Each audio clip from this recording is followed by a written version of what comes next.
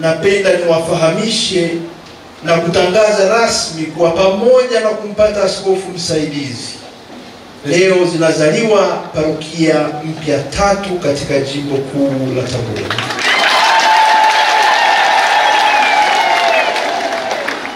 Tunatangaza pia parokia teule 4, na zote hizo zikiwa na wachungaji watakaosimamia. Ili kuokoa muda, ninawaomba wachungaji wasimamizi wa maeneo haya au hayo yatakayotajwa wafike ofisini kwa katibu mkuu wa jimbo kwa wakati mwafaka, ili wachukue hati zinazohusiana na kutangazwa kwa maeneo haya, na mengine yatajulishwa kwa wahusika wakati wa uzinduzi rasmi wa maeneo hayo ya uchungaji. Parokia mpya tunazozitaja leo, ya kwanza ni parokia Bikira Maria Mpalizwa Mgerera Uliankuru.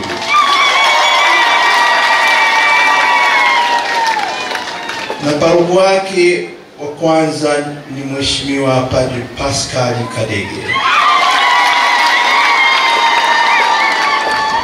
Parokia ya pili tunayoitaja na kuitangaza leo ni ya Mtakatifu Teresia wa Calcutta Oysterbay Urambo. Paroko wa kwanza ni Mheshimiwa Padre Cornelio Chaula.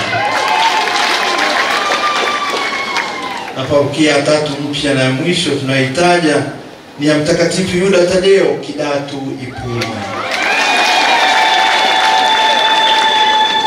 Na paroko wake wa kwanza ni Mheshimiwa Padre Joseph Ujebwa. Na parokia teule ambazo na zenyewe zimepitishwa, ya kwanza ni parokia ya Mtakatifu Karoli Boromeo Igurubi Gunga, na msimamizi ni Mheshimiwa Padre Jacob Mayengo.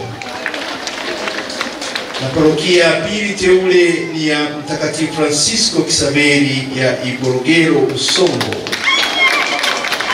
na msimamizi wake ni Mheshimiwa Padre Peter Kurwa.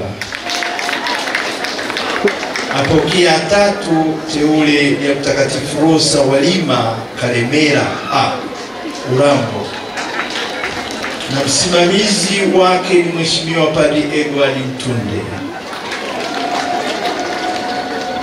Parokia ya 4 tarajiwa au teule ni ya Mtakatifu Teresa wa Mtoto Yesu Kitunda Sikonge,